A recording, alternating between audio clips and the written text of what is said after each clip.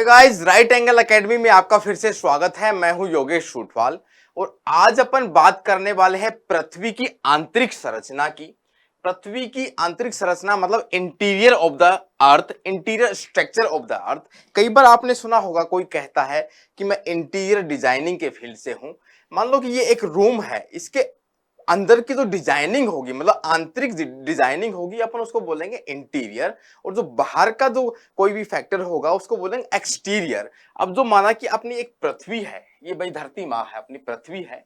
अब पृथ्वी की सतह पर बहुत सारे जो जियोग्राफिकल जो फिनोमेना पाया जाता है, जैसे पर्वत, पठार, मैदान, नदियां हो गई।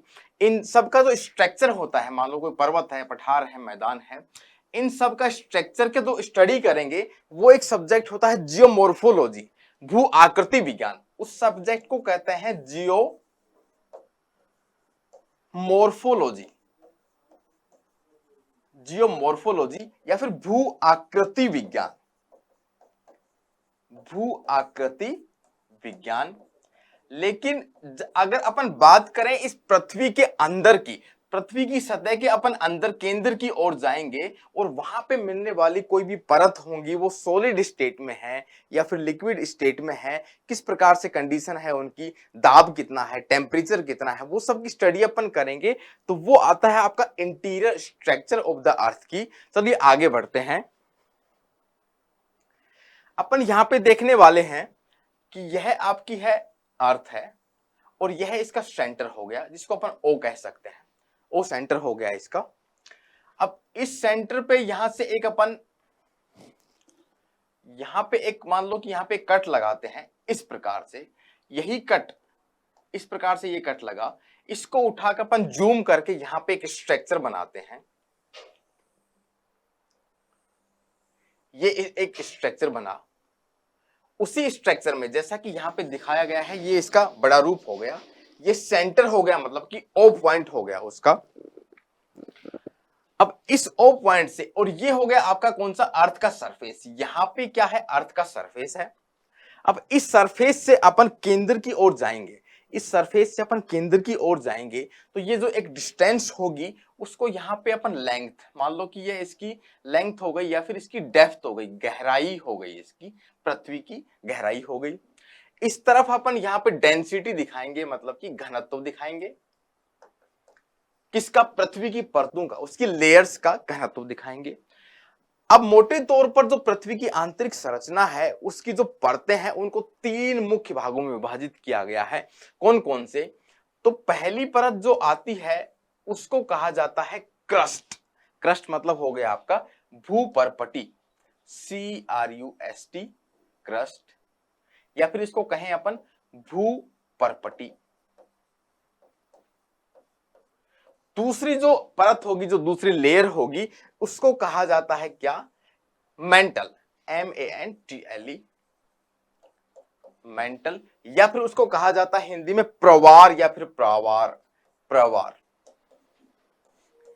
पहली जो लेयर थी वो हो गई आपकी क्रस्ट, दूसरी है आपकी मेंटल, और तीसरी जो परत है वो है आपकी कोर। कई बार आपने सुना होगा कि कोर सब्जेक्ट, कोर इश्यूज, मतलब जो मेन पार्ट है इसका, पृथ्वी की आंतरिक संरचना का जो मुख्य पार्ट है उसको अपन कहते हैं कोर या फिर अंतरतम। अंतरतम जो सबसे अंदर वाला पार्ट है उसको कहते हैं अपन कोर या फिर अंतरतम। अब मान लो कि इसकी जीरो से इसकी शुरुआत की जाए, डेप्थ की, क्योंकि ये अर्थ का सरफेस है।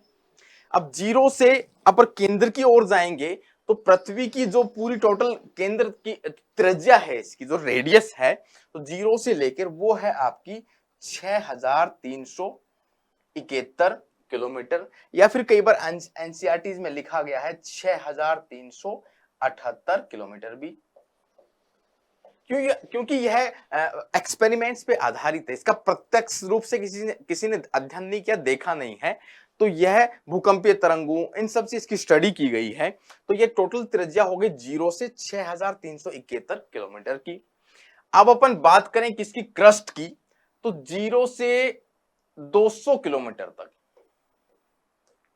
0 से 200 किलोमीटर तक की गहराई में जो परत है उसको कहा जाता है क्या, क्रस्ट।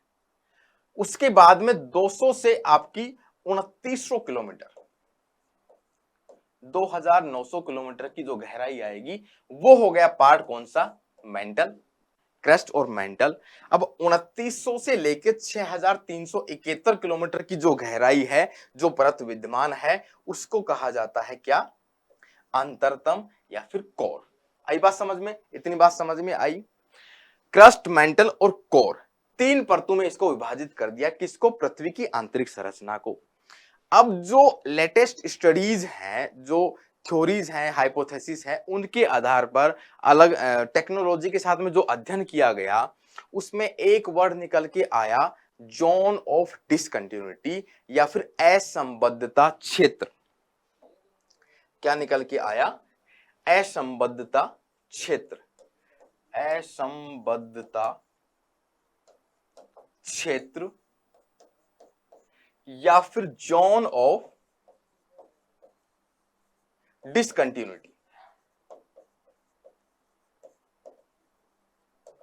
Zone of discontinuity. इसका मीनिंग ये हुआ, पृथ्वी की सरफेस से अपन अंदर की तरफ जाएंगे, पृथ्वी की सरफेस से अपन अंदर की तरफ जाएंगे तो कई बार क्या होता है कि घनत्व में इंक्रीज एक साथ बहुत ज्यादा देखने को मिलता है, डेंसिटी में एक साथ बहुत ज्यादा इंक्रीजमेंट देखने को मिलता है।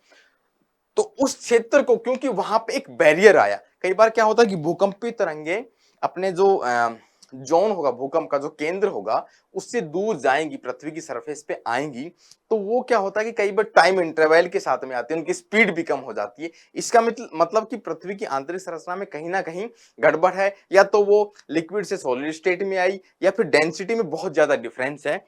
तो उस क्षेत्र को कहा जाता है असंबद्धता क्षेत्र या फिर जोन ऑफ डिसकंटिन्यूटी। तो उसी आधार पर क्रस्ट जो है आपकी भूपर्वटी, उसको भी दो पार्ट में डिवाइड किया गया है। क्रस्ट जो पार्ट है, क्रस्ट जो लेयर है, उसको दो पार्ट में डिवाइड किया गया।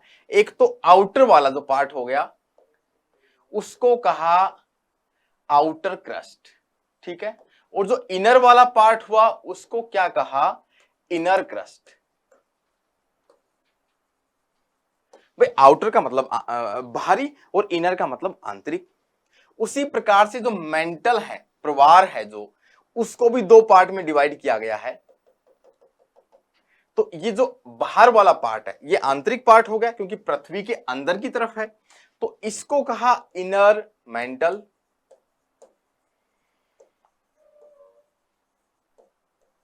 और इसको कहा गया है क्या, आउटर मेंटल, ठीक है। इसी प्रकार से जो कोर वाले जो लेयर है, उसको भी दो पार्ट में डिवाइड किया गया। तो इसमें ये हो गया आपका कौन सा, आउटर कोर, आउटर कोर, और ये हो गई कौन सी आपकी, इनर कोर। कोर को भी दो पार्ट में डिवाइड कर दिया। अब इसकी गहराई की बात करें तो 0 से 30 किलोमीटर तक की गहराई पे जाएंगे तो आपकी कौन सी, आउटर क्रस्ट। 30 से 200 किलोमीटर की गहराई पे जाएंगे तो आपकी कौन सी, इनर क्रस्ट देखने को मिलेगी। फिर 200 से 700 किलोमीटर, 200 से 700 किलोमीटर की गहराई पे जाएंगे तो अपने को देखने की मिलेगी आउटर मेंटल या फिर बाहरी प्रवार। फिर 700 से 2900 किलोमीटर की गहराई पे आपको इनर मेंटल, आउटर फिर इनर। इसी प्रकार से 2900 से 5150, 5150 किलोमीटर की अपन बात करें तो यहां पे आपको देखने का मिलेगा क्या, एक तो आउटर कोर, फिर 5150 से आपकी 6371 किलोमीटर की जो गहराई है वो हो गया आपका इनर कोर। अब सबसे महत्वपूर्ण बात यहां पे ये है, सबसे महत्वपूर्ण बात ये है कि जो आउटर कोर है, जो आउटर कोर लेयर है, वो है आपकी तरल अवस्था में, लिक्विड स्टेट में है, तरल अवस्था में है। यहां पे दिखाया गया है लिक्विड स्टेट में है, तरल है, ठीक है। एक चीज और यहां पे महत्वपूर्ण है कि जो आउटर मेंटल है, जो आउटर मेंटल है उसका ऊपर वाला पार्ट, आउटर मेंटल का ऊपर वाला पार्ट कह सकते हैं 200 से 400 किलोमीटर के बीच वाला जो पार्ट है वो भी आपकी तरल अवस्था में लिक्विड स्टेट में है, लिक्विड स्टेट में है। तो आपने सुना होगा, कई बार न्यूज में आता है कि ज्वालामुखी का विस्फोट हुआ, ज्वालामुखी का इरप्शन हुआ, उद्गार हुआ। उस ज्वालामुखी के उद्गार होने से जब वहां से पृथ्वी की आंतरिक सतह से जब लावा निकलेगा, जब लावा निकल के पृथ्वी की सतह पर पहुंचेगा, तो वह लावा है कहां से आता है आपका, वह लावा आपका आता है आउटर मेंटल के ऊपर वाले पार्ट से, जिसको कहा जाता है क्या, जिसका स्पेशल नाम रखा गया है एस्थेनोस्फीयर, ASTHENO। स्फीयर मतलब हो गया मंडल, या फिर इसको कहें दुर्बलता मंडल, दुर्बलता मंडल। अब कई बार पूछा जाता है कि दुर्बलता मंडल पृथ्वी की कौन सी लेयर में स्थित है, वो है आपका आउटर मेंटल का ऊपर वाला पार्ट में, 200 से 400 किलोमीटर के लगभग इसकी बात करें तो ये हो गया कौन सा आपका दुर्बलता मंडल। आपने सुना होगा प्लेट टेक्टोनिक थ्योरी के बारे में। अब प्लेट टेक्टोनिक थ्योरी क्या है कि जो पृथ्वी की जो बाहरी परत है, कौन सी, क्रस्ट, वह पृथ्वी की बाहरी परत बहुत सारी प्लेट्स में डिवाइड है, बहुत सारी प्लेट्स में डिवाइड है, बहुत बड़े बड़े टुकड़ों में डिवाइड है, जैसे आपकी north American plate, south American plate, Eurasian plate, Pacific ocean plate. तो वो सब प्लेट्स हैं, वो लिक्विड वाला पार्ट है कौन सा, दुर्बलता मंडल के ऊपर ही तैरती हैं और आपस में टकराती भी हैं, वो आपस में गति करती है और टकराती टकराती भी है। तो इस प्रकार से प्लेट टेक्टोनिक थ्योरी का भी संबंध किससे है, दुर्बलता मंडल से है। अभी एक बहुत महत्वपूर्ण अपन बात ये बताने जा रहे हैं कि पृथ्वी की सतह से अंदर अपन जाएंगे तो जो जोन ऑफ डिसकंटिन्यूटी है, कौन कौन से हैं, जो जोन ऑफ डिसकंटिन्यूटी है, तो पहला जोन तो यहां पे आएगा, जो बाउंड्री रहेगी। पहली बाउंड्री कौन सी, आउटर कोर और इनर कोर के बीच में ये बाउंड्री रहेगी। दूसरी रहेगी आपकी इनर क्रस्ट और आउटर मेंटल के बीच में, यहां पे। तीसरी रहेगी इन दोनों के बीच में, आउटर मेंटल और इनर मेंटल के बीच में। चौथी यहां पे और पांचवी यहां पे। ये जो डिसकंटिन्यूटी की जोन है, मतलब इसका ये हुआ कि इस जगह से अपन यहां पे प्रवेश करेंगे, अपन आउटर मेंटल से अपन इनर मेंटल की ओर प्रवेश करेंगे तो घनत्व में एक साथ बहुत ज्यादा इंक्रीजमेंट देखने को मिलेगा। जैसे अपन देखते हैं कि पृथ्वी की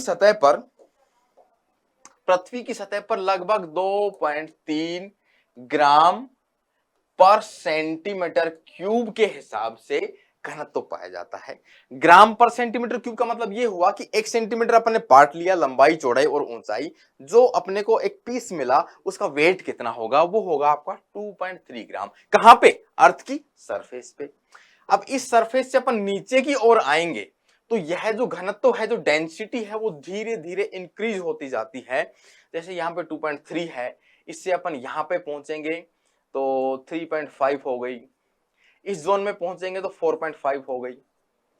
इनर मेंटल की अपन बात करें तो यहाँ पे 5.6 के लगभग हो गई, और आउटर कोर की अपन बात करें तो यहाँ पे 7.8 के लगभग हो गई, और यहाँ पे पहुंच जाएगी आपकी 11.3 ग्राम पर सेंटीमीटर क्यूब के हिसाब से। तो इस प्रकार से अपन देख सकते हैं कि डेंसिटी में लगातार परिवर्तन आ रहा है।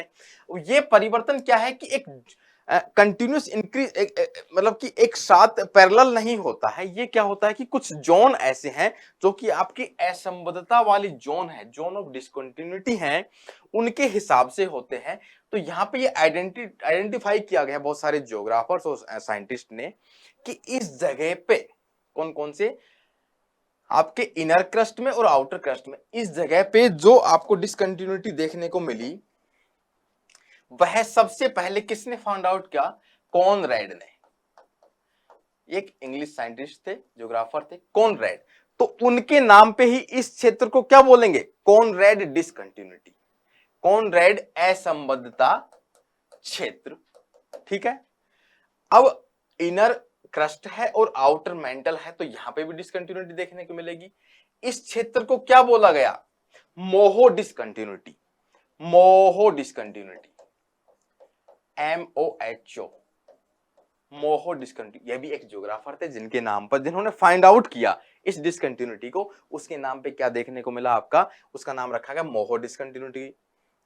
इनर मेंटल और आउटर मेंटल के बीच में डिसकंटिन्यूटी वाला जोन है ये वाला, इसको क्या कहा गया? रेपेटी, रेपेटी असंबद्धता क्षेत्र, फिर या फिर जोन ऑफ डिसकंटिन्यूटी। इस जोन में इनर मेंटल से जब अपन आउटर कोर में आएगी तो यहाँ पे 5.6 से 7.8 जो डेंसिटी का डिफरेंस देखने को मिलेगा। तो इस क्षेत्र को अलग नाम दिया गया, इसको नाम दिया गया गुटेनबर्ग, गुटेनबर्ग डिसकंटिन्यूटी या फिर असंबद्धता क्षेत्र। अब आउटर कोर से अपन इनर कोर में जाते हैं तो भी यहाँ पे डेंसिटी में एकदम से इंक्रीज देखने को मिलता है। इस जो जोन है ये वाला, ये फाइंड आउट किया किसने? लेहमैन ने। लेहमैन ने, तो इसका नाम रखा गया लेहमैन डिसकंटिन्यूटी जोन। तो इस प्रकार से अपन याद रख सकते हैं कि कॉनरेड है सबसे पहली, फिर दूसरी है आपकी मोहो, फिर रेपेटी, गुटेनबर्ग और लेहमैन। कई बार मल्टीपल टाइप के क्वेश्चंस होंगे एबीसीडी वाले, उसमें पूछा भी जाता है कि आपकी गुटेनबर्ग की जो डिसकंटिन्यूटी है किन दो परतों के बीच में पाई जाती है। तो हो गया उसमें इनर मेंटल और आउटर कोर, इन दोनों के बीच में। एबीसीडी में बहुत पूछा जाता है, नेट का एग्जाम हो या फिर फर्स्ट ग्रेड का एग्जाम हो या फिर आरएएस का या सिविल सर्विसेज का, उसमें हर एग्जाम में पूछा जाता है। तो इस प्रकार से अपन ने मोटे तौर पर जो पृथ्वी की आंतरिक संरचना है, इंटीरियर स्ट्रक्चर है, उसको अपन ने 3 लेयर्स में डिवाइड किया। Crust, mental, core. उसमें भी क्रस्ट, मेंटल, कोर के अपन ने सब डिविजन्स किए आउटर और इनर के हिसाब से। आउटर का मतलब अपन ये वाला पार्ट है पृथ्वी के बाहरी की तरफ है, और ये वाला पार्ट है इनर की तरफ में। जो आंतरिक परत होगी उसको इनर बोला, और जो बाहरी परत है उसको अपन ने आउटर बोला। और इसमें जोन ऑफ डिसकंटिन्यूटी अपन ने देखी, और जो डेप्थ है उसकी गहराई अपन ने देखी 0 से 6371 किलोमीटर। और उसी प्रकार से डेंसिटी में भी परिवर्तन आता है। तो यहाँ पे एक महत्वपूर्ण बात देखने की यह है, महत्वपूर्ण बात यह है देखने की कि पृथ्वी की सतह से अपन आंतरिक केंद्र की ओर जाएंगे तो टेम्परेचर और डेंसिटी का लगातार इंक्रीजमेंट होता है, इंक्रीज होती है। तो तापमान इंक्रीज होने का मीनिंग ये हुआ कि उसमें रेडियो एक्टिव एलिमेंट्स पाए जाते हैं, उनकी वजह से टेम्परेचर धीरे धीरे इंक्रीज होता है। और डेंसिटी ज्यादा इसलिए पाई जाती है कि जो कोर वाला पार्ट है, इनर और आउटर कोर, उसमें कौन कौन सी मेटल्स पाई जाती हैं? आपकी निकिल, फेरस, इस प्रकार की। तो निकिल और फेरस ये भारी धातुएं पाए जाने के कारण इसका घनत्व तो धीरे धीरे बढ़ता जाता है। तो इस प्रकार से अपन ने पृथ्वी की आंतरिक संरचना को समझने की कोशिश की। तो इसी प्रकार से वीडियो देखने के लिए आप हमारे चैनल को सब्सक्राइब करें। Thank you so much. अगली क्लास में अपन नेक्स्ट कोई टॉपिक के साथ में आते हैं। तब तक के लिए जय हिंद, जय भारत।